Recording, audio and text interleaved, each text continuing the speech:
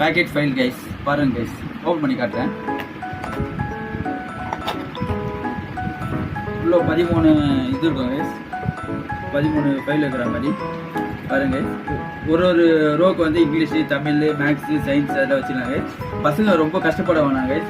ஒரே ஃபைலில் மொத்தம் வச்சுருக்காங்க கைஸ். இதில் வந்து ஒரு ஸ்டிக்கர் இருக்கும் கைஸ். இதில் வந்து ஸ்டிக்கர் இருக்கும்.